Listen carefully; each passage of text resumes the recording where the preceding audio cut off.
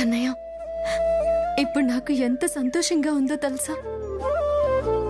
అత్తయ్య గారు నన్ను కోడలిగా పూర్తిగా అంగీకరించారు. మిగతా కోడళ్ళని ఎలా చూసుకుంటున్నారో నన్ను కూడా అలాగే చూసుకుంటున్నారు. ఒక రకంగా నన్ను అంతకంటే ఎక్కువగా చూసుకుంటున్నారు అనిపిస్తోంది. ఈ మధ్య కాలంలో అత్తయ్య గారిలో నాకు అమ్మే కనిపిస్తోంది. నేను కోరుకుంది ఇదే కన్నయ్య, నేను కోరుకుంది ఇదే. నాకు ఈ ఇంట్లో స్థానం కన్నా ఇంట్లో వాళ్ళ మనసులో స్థానం కావాలి. ఇప్పుడిప్పుడే అందరి మనసులో నాకు స్థానం ఏర్పడుతుంది. ఈ స్థానం 10 కాలాల పాటు పదిలంగా ఉండేలా ఆశీర్వదించు కన్నయ్య.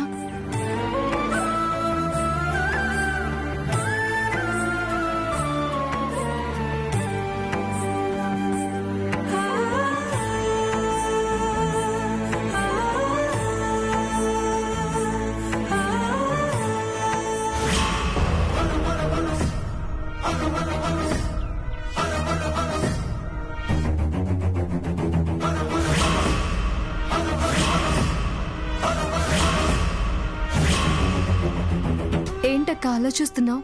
నువ్వు ఎంత ఎదిగిపోయావా అని చూస్తున్నాను.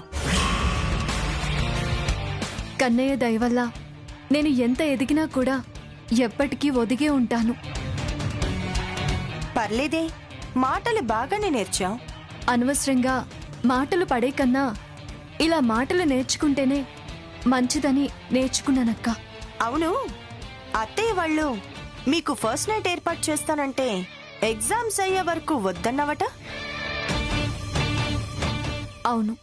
ఎందుకొద్దన్నావు? వివాహం విద్య నాశనం, శోభనం సర్వనాశనం అని అంటారు కదా, అందుకని వద్దన్నావా? వివాహం వల్ల నా విద్య నాశనం అవ్వలేదు.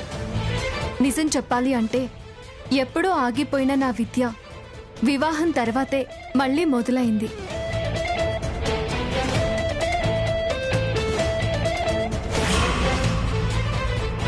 ఆ మొదలైన విద్యకి పరీక్షలు దగ్గర పడుతున్నాయి.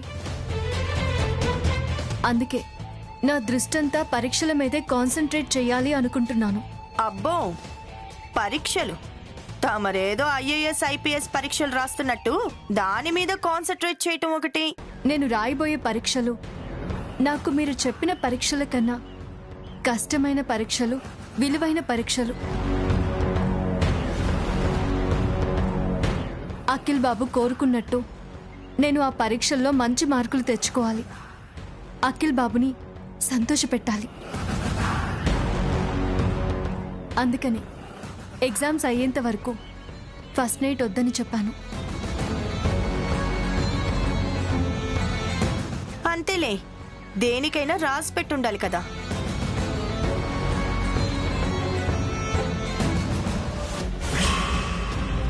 చాలు శ్యామ, చాలు. నువ్వు ఫస్ట్ నైట్ ని ఈ మాత్రం పోస్ట్పోన్ చేస్తే చాలు. ఈ గ్యాప్ లో అఖిల్ని నేను ఎగరేసుకుపోతాను. శాశ్వతంగా నీకు ఈ ఇంటికి గ్యాప్ వచ్చేలా చేస్తాను.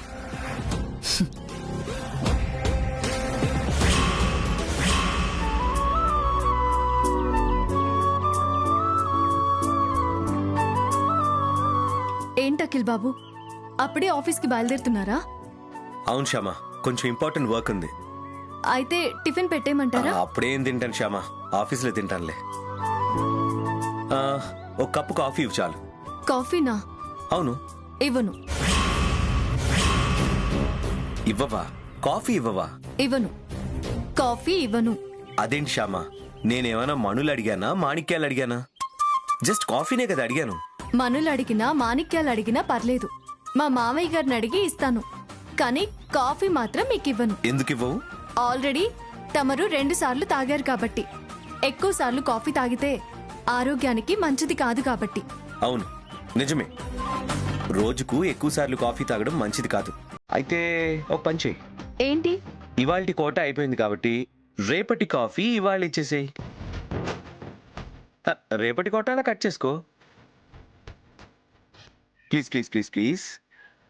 ఓకే, ఇస్తానులేండి. మరీ అంత బ్రతిమలక్కర్లేదు.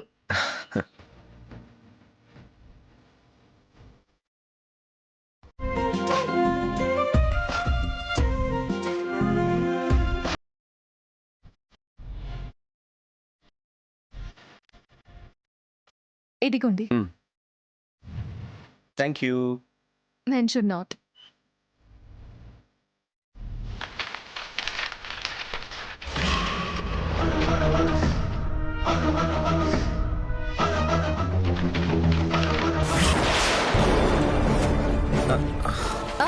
మీరు కూర్చోండి, నేను తీస్తాను.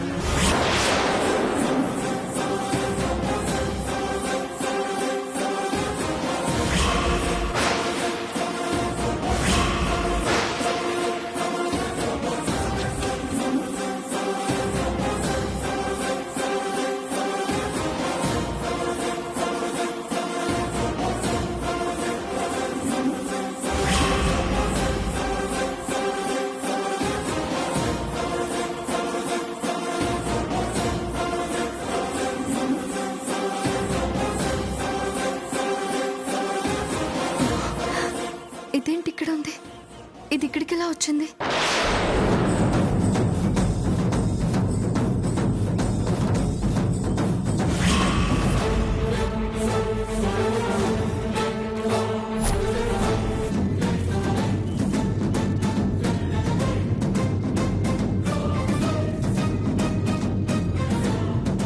ఏంటి శ్యామా, పేపర్స్ అందట్లేదా? ఆ, నువ్వులే, నేను తీస్తాను. ఆ, వద్దు, నేను తీస్తాను.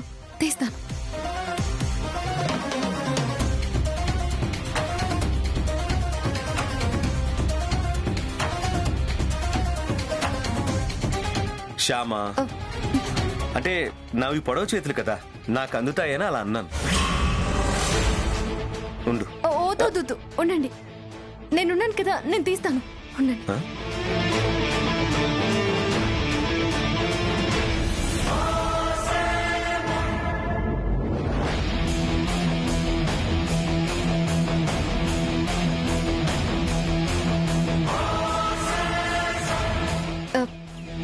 ఇవిగోండి పేపర్స్.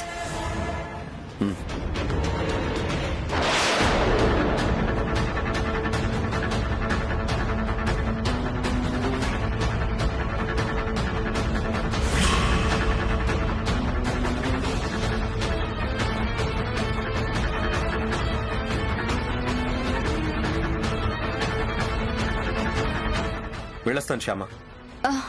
బాయ్. బాయ్.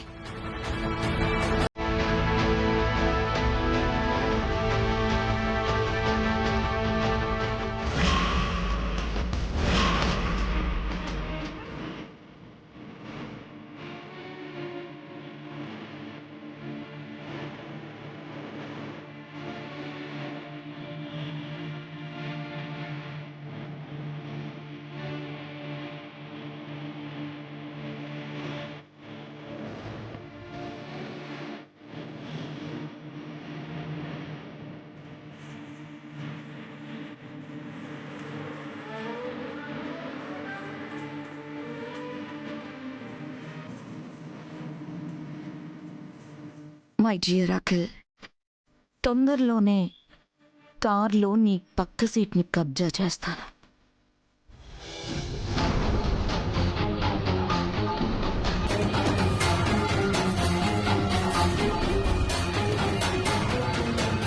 ఇక ఇది ఇంట్లో ఉండకూడదు. దీన్ని శాశ్వతంగా వదిలించుకోవాలి.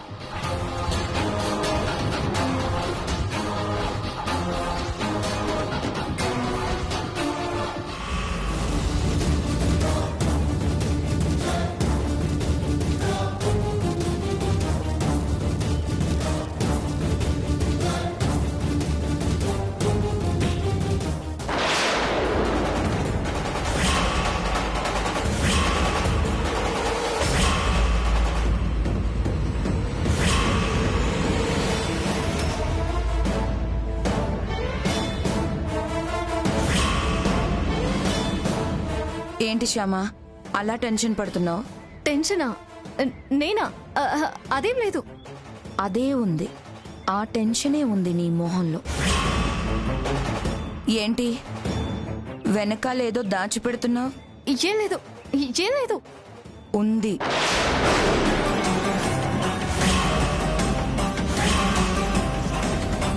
ఏదో ఉంది.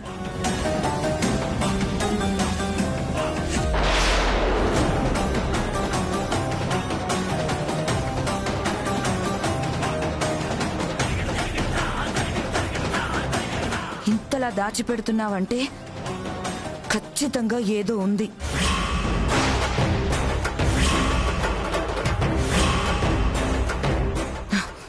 ఏంటది? చెప్పు, ఏంటది? మీకు అనవసరం. గురువుతో ఇలాగేనా మాట్లాడేది? గురువు చదువు విషయంలో కల్పించుకోవాలి, అన్ని విషయాల్లో కల్పించుకోకూడదు. కల్పించుకోవచ్చు. స్టూడెంట్ ఏదైనా తప్పు చేస్తున్నారనే డౌట్ వచ్చినప్పుడు గురువు అన్ని విషయాల్లో కల్పించుకోవచ్చు. నువ్వు ఏదో తప్పు చేస్తున్నావని నాకు డౌట్గా ఉంది. యునో, నేను ఈ విషయంలో కల్పించుకోవచ్చు. నేనేం తప్పు చేయడం లేదు. ఆ విషయం చెప్పాల్సింది నేను. మర్యాదగా నీ చేతిలో ఏముందో చూపించు. నువ్వు చూపించేదేంటి? వదలండి, వదలండి, వదలండి. చూపించు. నేను చూపించను, వదలండి.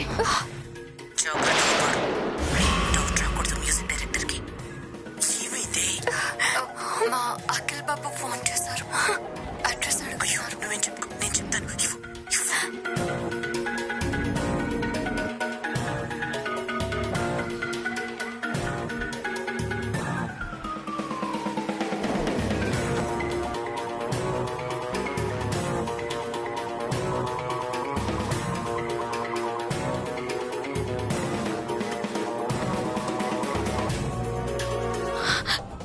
ఏది?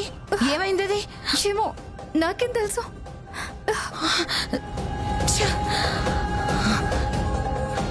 ఆ వాయిస్ రికార్డర్ గురించి శ్యామ అంత టెన్షన్ పడిందంటే ఖచ్చితంగా దాంట్లో ఏదో సీక్రెట్ ఉండే ఉంటుంది. ఆ ఒక్క పాయింట్ చాలు శ్యామని ఇరికించడానికి.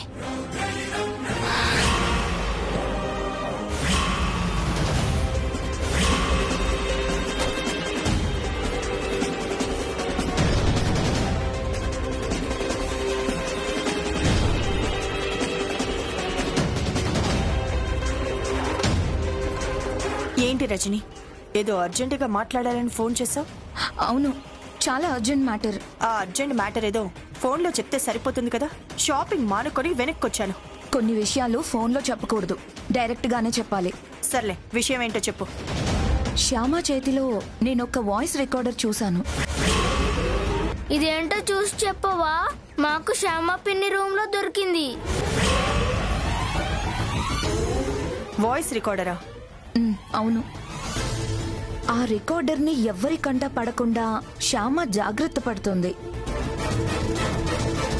తనకి సంబంధించిన రహస్యం ఏదో ఆ రికార్డర్లో ఉందేమో అని నాకు అనుమానం వచ్చింది.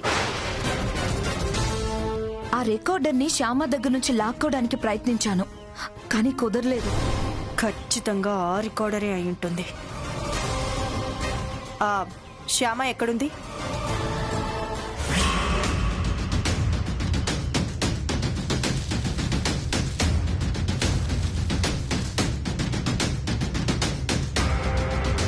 కన్నయ్య, ఆ రికార్డర్ దొరికినట్టే దొరికి మాయమవుతూ ఉంది. అదెవరికంట పడకుండా చూడాల్సిన బాధ్యత నీదే కన్నయ్య.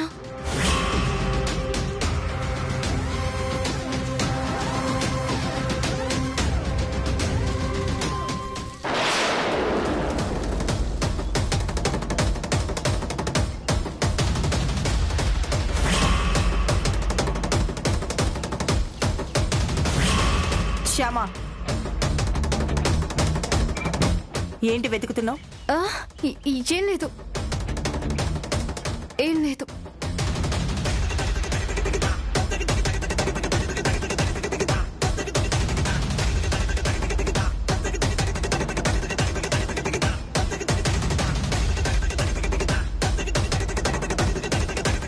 ఖచ్చితంగా ఆ రికార్డర్ కోసమే వెతుకుతుంది తను.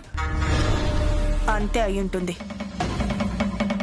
ఎలాగోలా నువ్వు ఆ రికార్డర్ని తన చేతిలో నుంచి లాక్కనుంటే, దానిలో ఏ ఉందో వినుంటే ఆ శ్యామ జుట్టు మన చేతిలో ఉండేది. ఛ!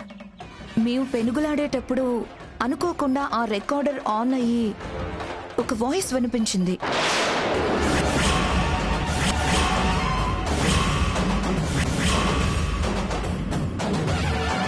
అవునా? వాయిస్ వినపడిందా? ఎవరి వాయిస్ అది? ఆడవాళ్ల వాయిసా మగవాళ్ల వాయిసా? ఆడవాళ్ల వాయిసే. ఆడవాళ్ల వాయిసా? అవును. ఎవరిది? ఆ వాయిస్ కొంచెం గురువమ్మ వాయిస్ లా అనిపించింది నాకు. గురువమ్మ వాయిస్ లానా? అవును, నాకు కొంచెం అలానే అనిపించింది. ఓకే, అది నిజంగా గురువమ్మ వాయిసే అయ్యుంటే శ్యామకి గురువమ్మకి మధ్య ఉన్న వ్యవహారం ఏంటో గ్యారెంటీగా బయటపడుతుంది. తెలుసుకుంటాను. ఆ విషయం ఏంటో తెలుసుకుంటాను.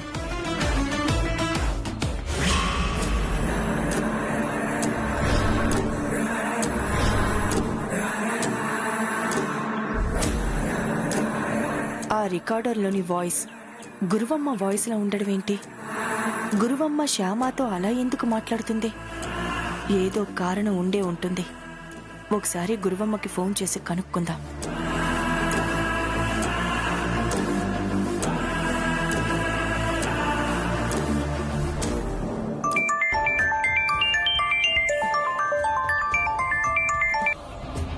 హలో. హలో గురువమ్మ. చెప్పైశ్వర్య. చెప్పాల్సింది తమరే. నేను చెప్పాలా? ఏం చెప్పాలి? శ్యామ గురించి.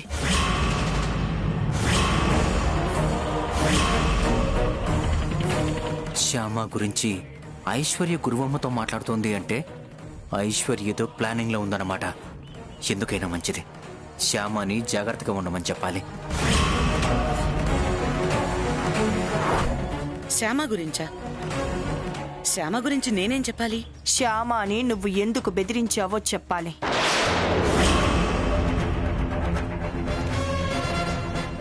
శ్యామని నేను బెదిరించడం ఏంటి? అది నీకే తెలియాలి. కొంపతీసి శ్యామాని పాట విషయంలో నేను బెదిరిస్తున్నానన్న విషయం ఐశ్వర్యకి తెలిసిపోయిందా ఏంటి?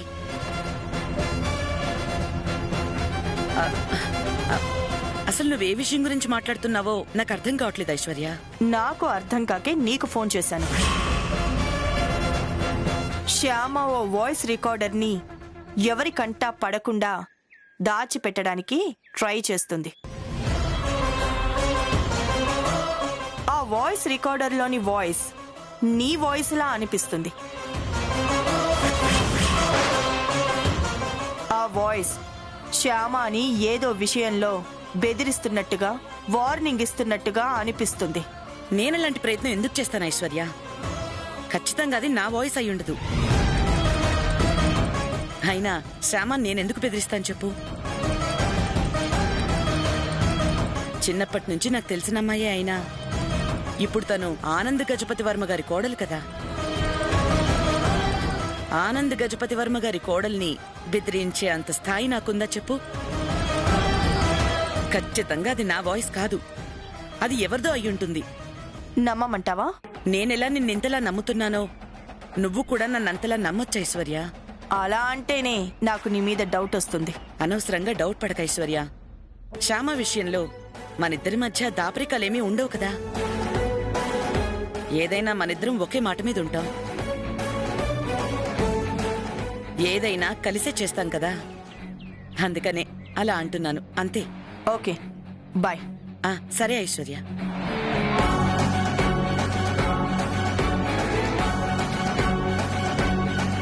ఈ గురువమ్మ చాలా తెలివిగలది. ఎక్కడా దొరకదు. చెప్తా.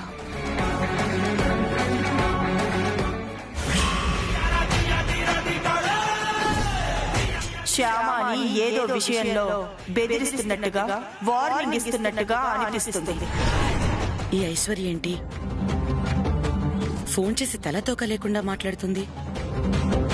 రికార్డర్ అంటోంది, వాయిస్ అంటోంది. అసలు ఏం జరుగుతోంది?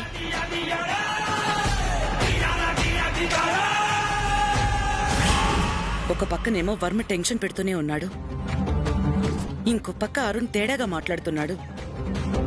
ఇప్పుడు ఈ ఐశ్వర్య ఫోన్ చేసి ఇంకోలా మాట్లాడుతోంది. అసలు ఏం జరుగుతోంది?